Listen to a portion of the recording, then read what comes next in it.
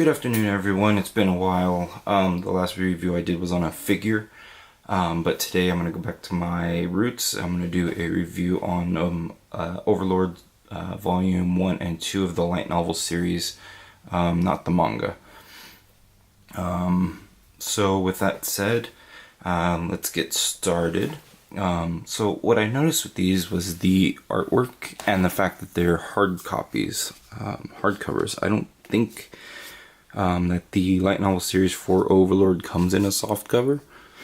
I'm not too sure though. If anyone knows, you can correct me on it. But I got these at Barnes & Noble.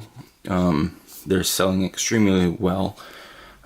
So kind of hard to come by, especially the first few novels.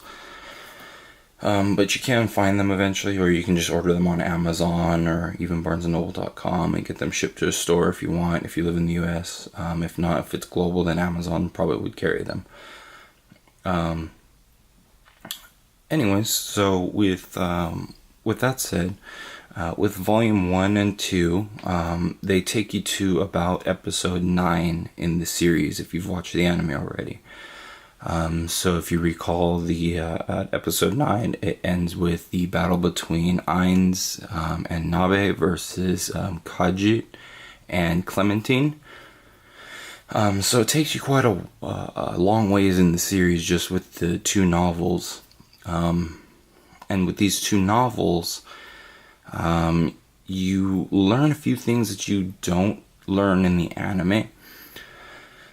For example, you learn a little bit more about the Slain Theocracy and its inner workings. You learn a little bit about the Black Scripture. You learn a little bit more about what they stand for. How humans have to band together to face against the monsters in the world. Things like that. You also learn a little bit more backstory on some of the characters. Especially the secondary characters like Kajit, the necromancer dude. You learn a little bit about his backstory when he was a kid, things like that, why he is the way he is. You kind of sort of feel sorry for the guy, but at the same time you don't. So anyways, what I really like about the series so far though, both the anime and the light novel, is Ainz isn't your typical like hero. He's kind of a villain hero, sort of, I guess. He's not good. His alliance is towards evil, along with his minions, Shaltir, all of them. If you look in the bios in the back, they're minus 500 karma points, which is basically just like extreme evil. The artwork on these is extremely nice. As with all light novels, there's not really much artwork in there. It's mostly just reading. But when you do come across the artwork that's put throughout the book, I just saw one. There it is. It's really nicely done. It is in color. It's very nicely done, very nicely put together. So I really like it. It's kind of one of the things I like about light novels. Is how nice the artwork usually looks in them. Anyways, onwards. I want to get to the character bios. So that's another perk to the book. It kind of gives you some of the information on the characters here. So their stats and stuff like that for anybody who plays like RPGs and the like. So get to focus. There we go. So yeah, you can see like Ainz's hit points, magic points, all that kind of stuff. And right up here is what I'm talking about. Extreme evil, karma points minus 500. Same thing with Albedo, extreme evil, karma points minus 500. So you can see that most of his minions align with evil. But yet here you have him, albeit for selfish reasons, saving village, saving, some people who are being attacked, aiding in adventures, things like that. But as he points out, it's all for his guild, Nazarick.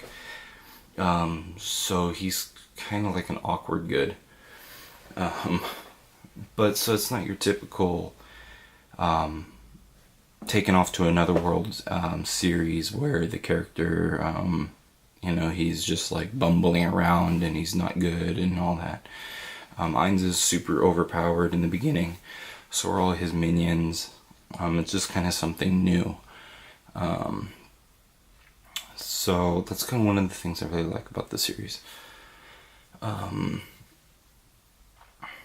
With a lot of, the first two books actually largely follow the anime. I think the anime did a spectacular job at putting most of what's in these into the series. Now I know that there's also a web novel for this. I haven't read it, but the afterwards in these basically say that's some of what was in the web novel I think got left out of these. So if you want even more detail, or you want like the original story, I don't know where to find the web novels, but you can go and try and find them. They've got to be out there somewhere. I don't know if they've been translated or not. So yeah, but other than that, I would definitely I would rate these for detail and things like that. The way just the overall, publication of them, hard copy, you don't really see that too often. They're nice and thick. How many chapters are in each of these? I forget. Oh yeah, they give some more detailed drawings. This one actually came with like a little pull-out thing, a little layout of the tomb. That's pretty cool. So let me see if I can. Yeah, here we go. So there is 5 chapters in there. Including epilogue, 229 pages. So yeah, I would definitely recommend picking these up if you're into reading and you don't really want to watch the anime, or if you want both sides of it. Because like I said, so far, these largely follow the anime, but they do give a little bit more background on certain things and topics, like the Slain Theocracy, which is probably going to be important later. Especially in the anime, which the anime leaves some of their background out, what they really stand for. Also, just little minor things like that don't really affect the anime too much, like Kajit's backstory, things like that. So basically you're gonna get more information out of the light novels than you will out of the anime. But they are both extremely good. I do like them. And like I said, I love how it's not some character coming into the other world and he's just kind of like bumbling around, like he doesn't know what he's doing. He's super weak. He's, whatever. Whereas Ainz kind of has like a purpose, and his guild is super powerful. He's really OP, and it's just kind of different. Like I said, he's an awkward hero, so I really like that. Anyways, with that said, this is gonna conclude my review on Overlord Light Novels Volume 1 and 2. Eventually, maybe I'm trying to look for number 3, but they're kind of hard to find. Like I said, the first few novels, they have a bunch of 8s and stuff out, but not really for volumes 1, 2, and 3. So anyways, with that said, I'm going to conclude this review and send you guys off, and hopefully you have a great day and tune in next time.